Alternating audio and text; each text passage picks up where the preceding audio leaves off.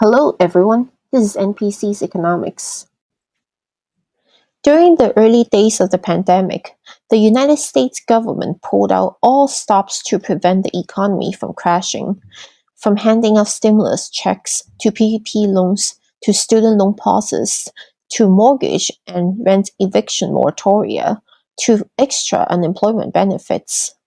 As a result, people were flushed with cash, leading to a legendary 32% savings rate in April 2020 that was never seen historically. But alas, the gravy train has come to an abrupt stop.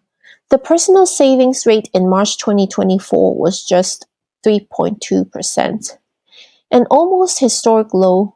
The only time periods in which personal saving rate was even lower were from January 2005 to April 2008 and from April 2022 to November 2022.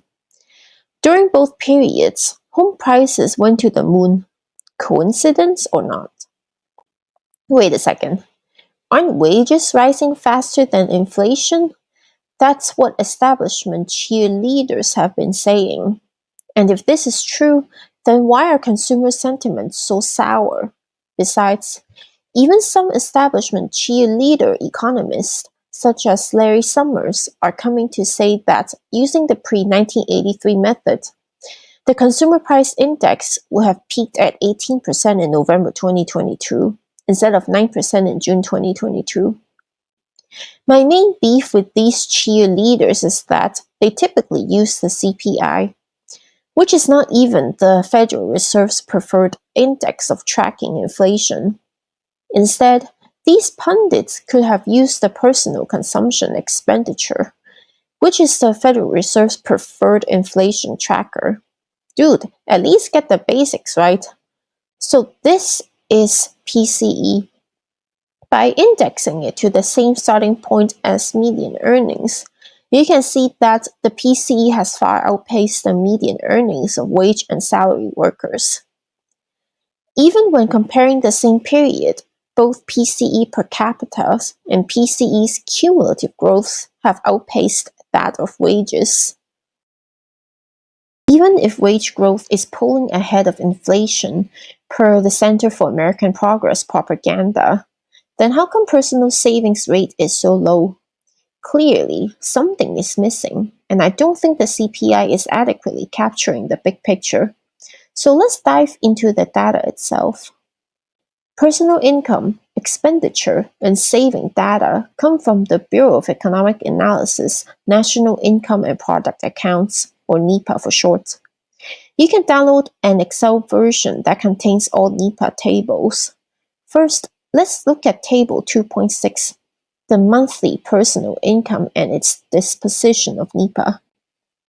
Personal saving is equal to disposable personal income minus personal outlays, and disposable personal income is equal to personal income minus personal current taxes. I specifically mentioned disposable personal income since personal savings rate is calculated based on disposable personal income instead of personal income.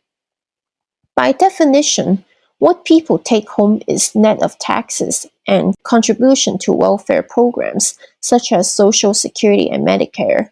So we don't really care about the line items above disposable personal income, or line 27 in Table 2.6. This means we want to find out which items under personal outlays have been contributing to the falling personal saving rate. Personal outlays can be broken down into three buckets: personal consumption expenditures, personal interest payments, and personal current transfer payments. Unsurprisingly, personal consumption expenditures, the largest portion of personal outlays, have contributed the most to the falling savings rate. Personal consumption expenditures made up 92.9% of disposable personal income in March 2024, up from 89.5% pre-pandemic in January 2020. But personal interest payments have been skyrocketing in the last 3 years after bottoming out in March 2021.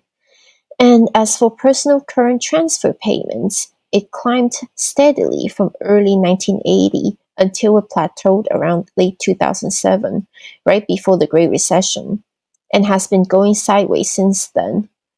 Together, personal interest payments and personal current transfer payments made up 3.8% of disposable personal income in March 2024, up from 3.3% pre-pandemic in January 2020 and 2.5% in January 1980.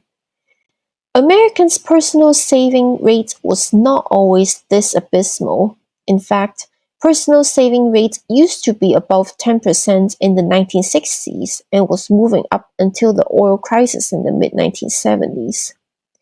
Personal saving rate then began its 3-decade-long decline until it reached a low of 1.4% in July 2005.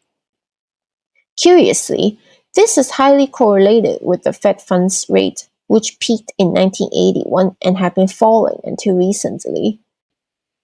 Personal saving rate rebounded a bit after 2008, then skyrocketed during the onset of the pandemic. These observations raise a question. Generally, increasing interest rates discourage spending and encourage savings. Yet, despite Papa J. Powell's relatively aggressive interest rate hikes, personal saving rate is tumbling instead of continuing the pre-pandemic trend of going up. So far, what is not really clear is how much of that increase is from price increase versus physical quantity increase.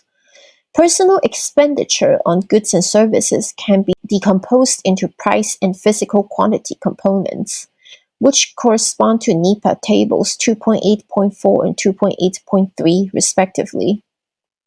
By the way, NEPA table 2.8.3, Real PCE Quantity Index, is simply NEPA table 2.8.6, Real PCE Index to 2017 values.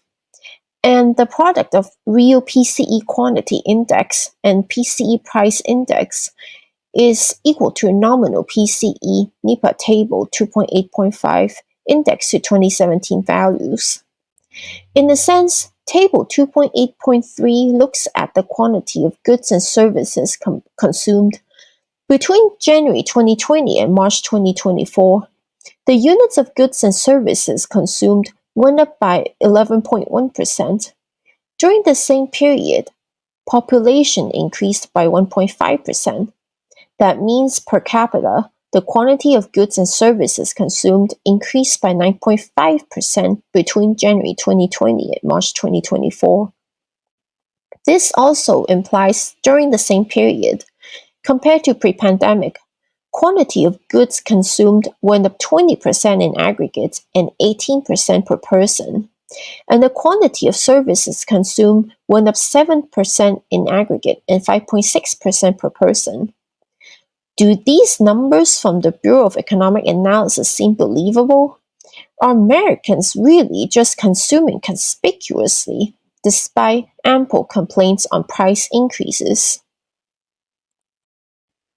But it turns out, not only personal saving rate is terrible, the United States is actually having a negative net saving crisis. But that's a topic for another day. So, what do you think? If you like this video, please subscribe for more videos like this one. Let me know your thoughts in the comments and I'll see you next time. Bye!